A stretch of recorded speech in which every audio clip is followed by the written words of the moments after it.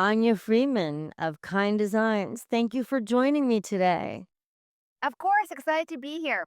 So, I first saw you at the Near Futures conference because we're both near futurists. And I have to say, I was just absolutely blown away with what you had to say. And it was so out of left field. I'd never even heard of a seawall before that conference. And I remember we received this little form after the conference saying, which speaker blew you away the most? And you were mine. Oh my You were mine. And so, gosh, I feel very special. so having you here is a big deal. Now, I know you have a little bit, yeah, an interesting history. Let's start with a little bit of your history and then go straight into what you do because I want to get as much time talking about the seawalls as we can.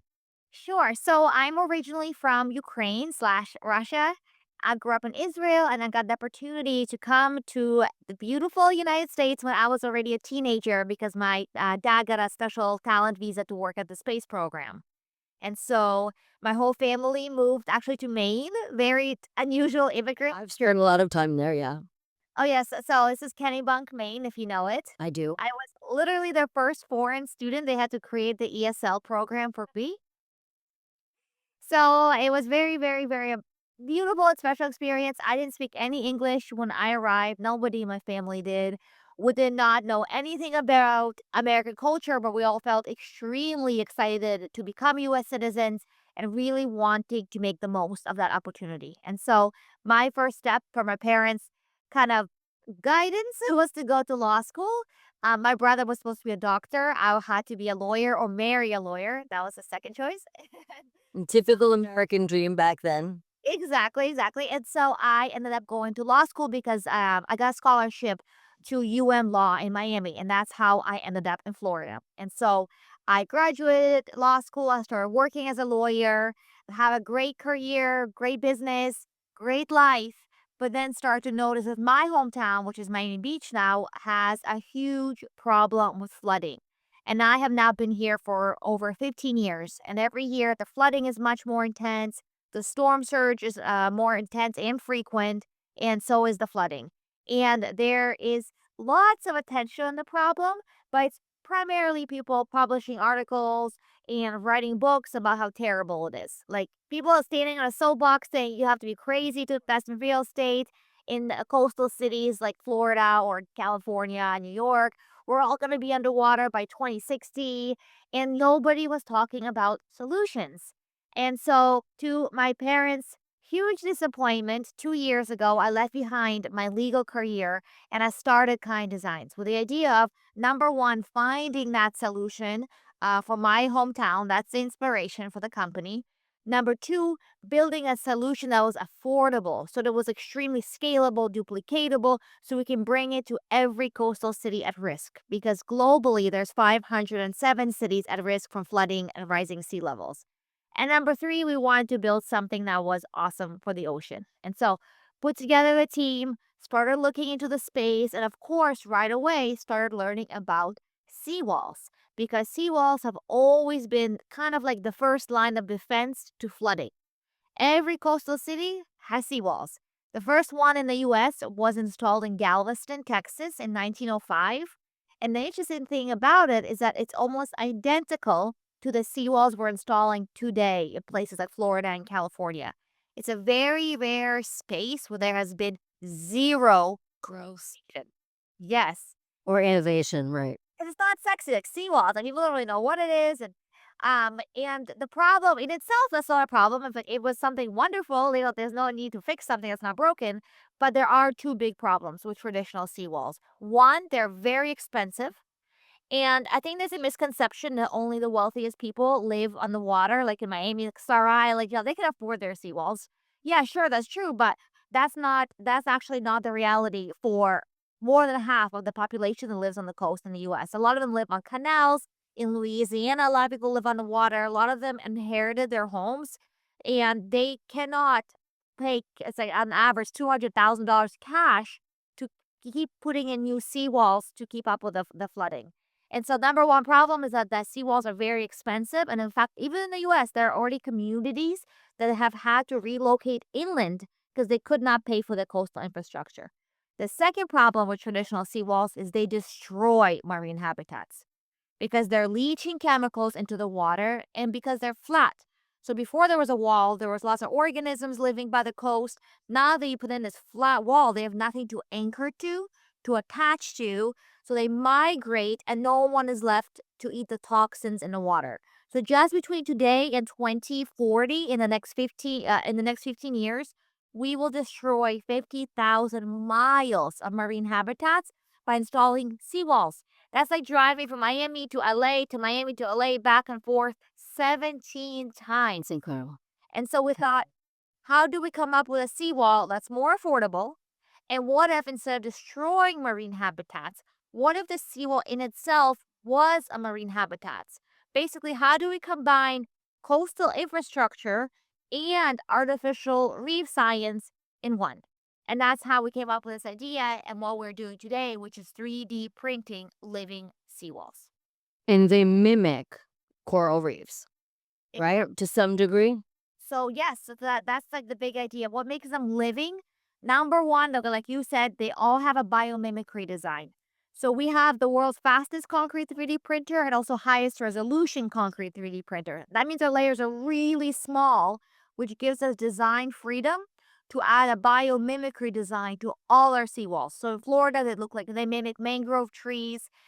In New York, maybe barnacle clusters or seagrass. Oh, so you change the actual design according to the Yeah, oh, that I did not know. because the point is to attract native species and create Indigenous and create comfort level. Oh, that's genius. exactly. So it's funny because you say that it's not sexy, and I was thinking, wow, this woman has actually taken something that is not sexy and turned it into something so sexy that I'm envious of this kind of innovation because you're solution oriented, environment oriented, and there's this beautiful combination which makes it sort of new agey. Like there you are reinventing the wheel.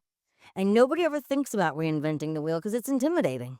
Yeah, for sure. I mean, you really have to burn the ships because otherwise you'll never go all in. I think it's a little bit harder for women. I just think we're a little bit more averse than We are. you know.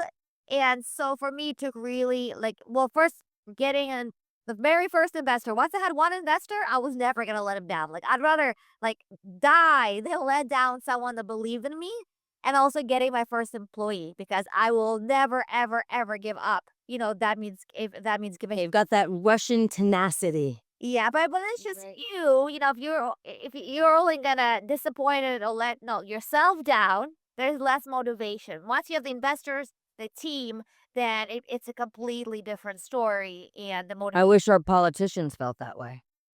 I felt that I wish that they felt that kind of a commitment or a consciousness to what they were doing. Yeah. Do you think that part of what inspired you was just the overwhelming gratitude for for this country that it gave you and your family, and you really wanted to give back? Yes, for sure. Like, especially being from Ukraine and Russia and Israel, like all of those countries are worn out. All my family, my friends there, they're just focused on getting to tomorrow.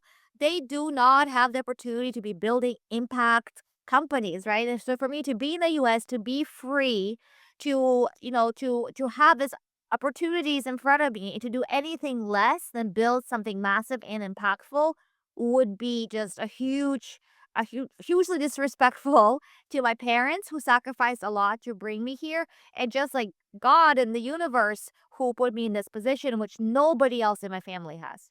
So there's a moral ethic going on here, some sort of consciousness and respect for the planet, respect for your heritage, respect for your just gratitude. I think living in gratitude and wanting to make a difference. Yeah, absolutely. And I know I'm just a huge like, patriot. I love America. I think I can see see that being born here. I don't take so much of it for for granted. granted. Yeah, thank you.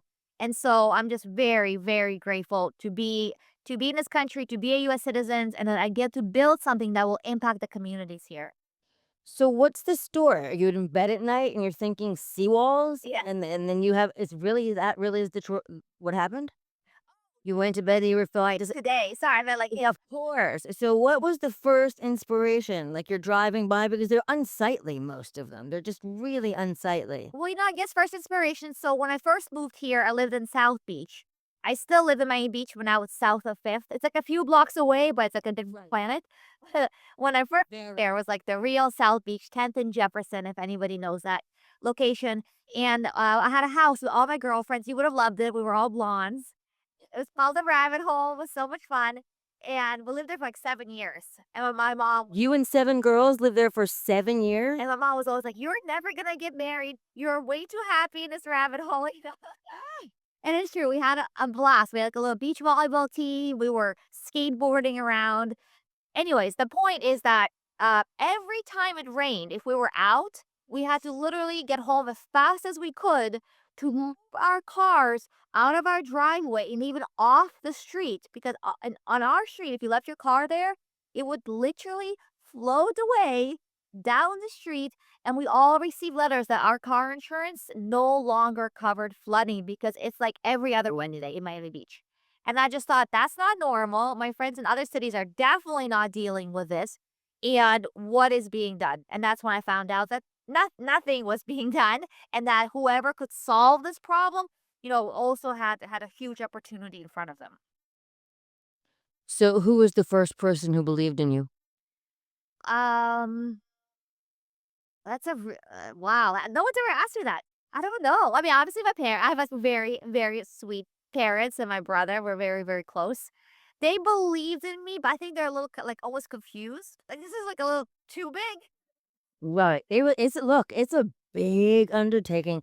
I gotta tell you, it takes a lot brass balls to try to conquer something of that enormity. Yeah, and I think for them, because they grew up in like communist countries, for them to then see, Can't dream that big. yeah, You can't dream that I big. can't dream that big. So even they're so funny. My dad was here the other day. There was a big group of contractors. They're all giant, big men, and he was like, "Wow!" It's like all these men were here, and they were really listening to you.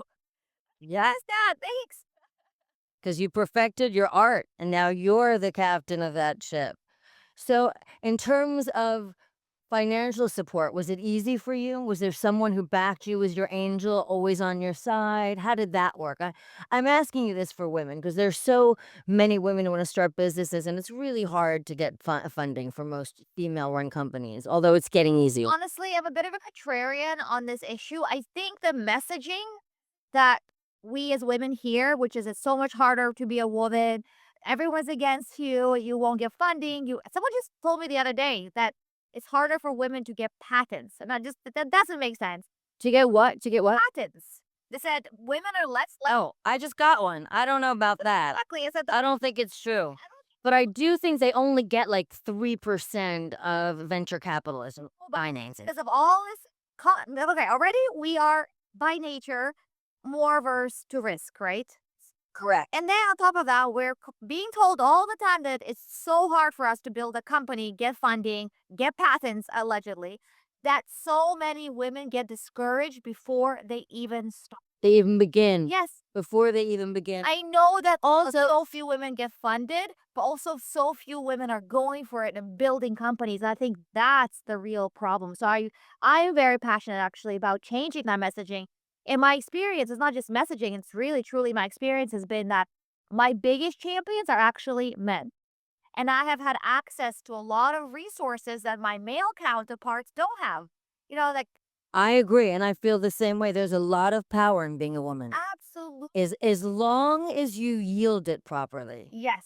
then it's extremely powerful. But that's also women are conflicted. Are they using their sexuality? I'm like, use whatever you have. They use You're trying to change the world. Use whatever you have. Exactly. Even when I was a litigator, I felt like a lot of women, like in my class, they kind of felt they had to be one of the guys in the courtroom. They're kind of like bulldogs in the courtroom and elbowing their way in. But I don't think that's most powerful. I think actually leading into our extreme, like, all the Leaning into the femininity. I agree. I'm going to tell you something interesting about the courtroom. I feel that women in extreme power of that type, sort of politics and lawyers and judges, I feel like they're the biggest misogynists, if you want to know the truth. That's interesting, and I don't know about those types of I would say, like, I pitched to many, many women and many, many men. Majority of the men invested, almost 0 of the women invested. In my first round, I really think I had, like, 30 investors, 0 were women. I raised a second round recently, we raised another $5 million, and now I got 2 female, VCs from New York City who are amazing. They invested, like, collectively about $2 million. And that's it. Everybody else, and especially the first believers, when there was still a lot of risk, all I had was an idea the first time that I raised money, all of them were men. That was kind of my question. Let me ask you another question. It's a little bit off topic, but not really. How has your personal life changed since you've started this venture I think and you become a success? Yeah, I think I went a little bit backwards because when I no, first, while I was in school, I had no money, but lots of adventure, living in Miami with my friends, a chapter in my life.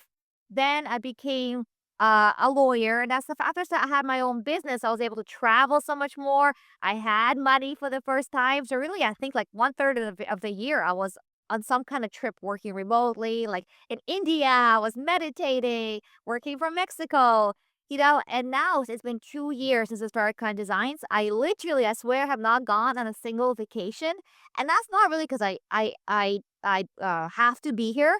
I would not wanna be anywhere else. I mean, it's crazy. I swear to God, if I won $1 billion lottery tomorrow, I just wanna be here. I'm having the time of my life. I love my team. I'm so excited about what we're building. I'm so grateful that we get to revolutionize something as huge as coastal infrastructure, and so there's nowhere I'd rather be. So, I think my life has evolved, where I was Right, you're doing your passion project. yeah, but I think I was a student, and then I was like, no, living this do whatever, life around the world, great life, work balance, posting all these amazing photos, and now I'm, like, grinding in Miami in the summer, and I love it. So, what's the ultimate goal? First of all, can you cover old retaining seawalls with new ones? Can you actually put a facade on an old Yes. So seawall? we started with just doing new seawalls. So people who have to replace their seawall, we have to replace seawalls all the time. Number one, they So you could remove the originals, those big solid mad brick you put a new seawall in front of the original. facade. Right, you put a facade. Not a facade, it's actually a brand new structural wall, but you can leave the old wall in place and then fill the gap. Ah. And the reason people do that is if you were to remove the old wall, a lot of times like your whole property would collapse into the water. Collapse. Of course, that's what I was thinking because it works as like a pile. Exactly. So they let you leave the Right. seawall there. So we started with just like these actual seawalls. But in the last really just few months, we've had so many requests from people who already have a relatively new seawall, but they want to transform it into a living seawall. And so we create a second line of products, which is our living seawall tiles. So now we have the seawalls and we have tiles, and tiles are almost like a wallpaper. They're 35-pound small tiles, and you can cover the entire surface area of your seawall, so it looks like and functions as an artificial reef. That's genius. God. So that just evolved after because you were getting requests. Brilliant. And do you find have you asked the government for help because it's so productive in terms of is the government offered or will they give you grants or are they going to work with So I'm you? very careful when it comes to government grants. We always see that like our first priority is revenue. Like just my obsession in life is just revenue. Um, and real Like, projects. I want to be in the water. I want to have real customers. I don't want to be like subsidized or dependent on government because things change all the time. Obviously, the administration changes, their priorities change. You can get defunded. So I never wanted to be vulnerable in a dependent relationship with the government. so And so we do apply for grants, but we really see them as a bonus. And we've been very lucky. We've won 3 grants. We won Air Force, we've won the Navy, and we've won actually USDA grant. And both the Navy so you're doing all those are all coming up projects of yeah, well, yours? those are 3 grants that we won, and both the Navy and the Air Force. The goal in the next phase, right now it's an R&D phase, but the next phase is to actually install living seawalls at Department of Defense bases because we have a lot of coastal bases and they're experiencing a lot of flooding. Like we went to MacDill Air Force Base in Tampa recently, and their runways get flooded. There are days where the planes can't take off. It's obviously a huge problem, and we can solve that by 3D printing living seawalls at those bases. Wow.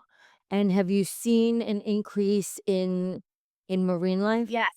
in these very But you can like we I know we really converge 3D printing technology with very well established artificial reef science and designs. And so and the materials also we talk about, but our material doesn't have Portland cement. So it's less chloride, less metals, it's not leaching like a traditional concrete wall. So in theory, all of those things should enable our seawall to function like a reef, but you really never know until your seawall is in the water and you're tracking what's happening. And we have had unbelievable results.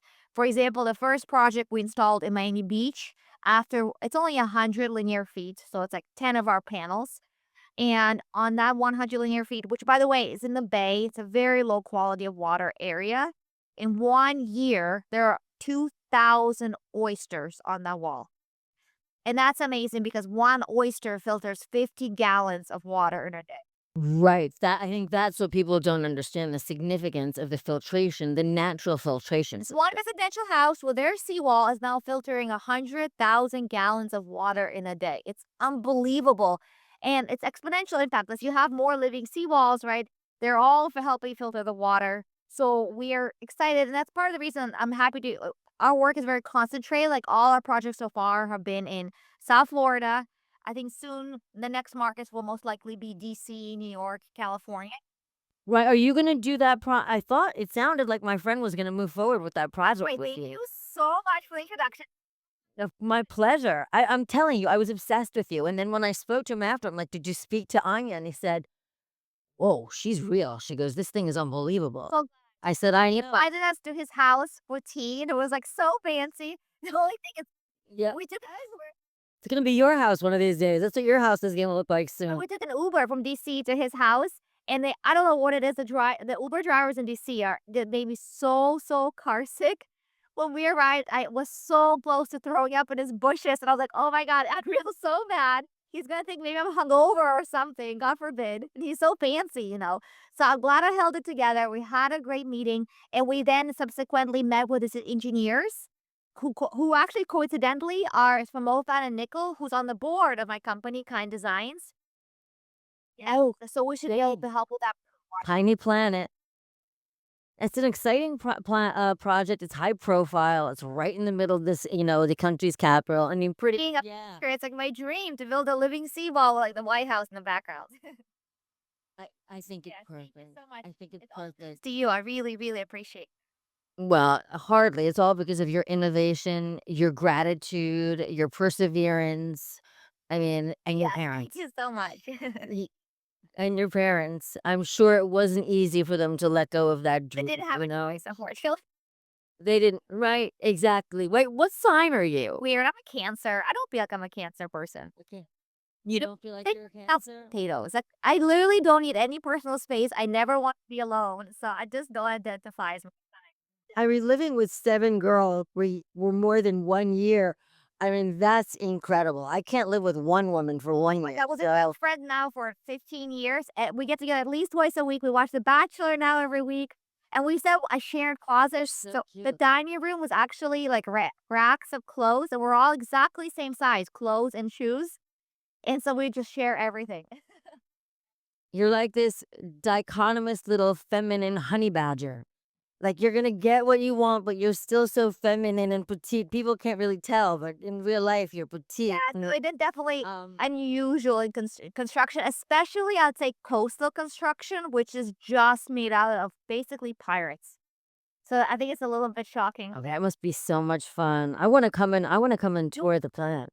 Now, there's just the one that you feature in the videos, that massive that's in Florida, right? Factory, Miami. We're right then 2 minutes from the airport, and you would love it because we all have onesies. We have this really cool merch I've seen it, onesie, so cool. and it's so much fun. My COO was always like, "Stop making us the Abercrombie and Fitch of construction." I can't help that we attract like very strong, good-looking people. No, it's good. You have an image and you've got it. You're running it so well. It's really spectacular. So glad. I know you're busy. I'm glad I got this time with you. I've been dying for it and hasn't been easy to organize logistically, but I will be in Florida a lot over January and February, and I would love to come down and check it out. Maybe I'll bring Louie down with me because the whole process is fascinating. Looks like you're making a cake when you make those walls, the way that it looks like icing when it looks like frosting. It's so cool. I really encourage people to check out your website, and the website is kind. www.kinddesigns.com. I guess I should don't need to say www. It's not like 1980 You don't need to say that. And then on Insta, official. awesome. Thank you for your time. You're my hero, and I just think you're awesome. Keep doing what Thank you're you doing, so much. I'll see you. and rub off on younger women. Let them get what you have. Bye, Anya.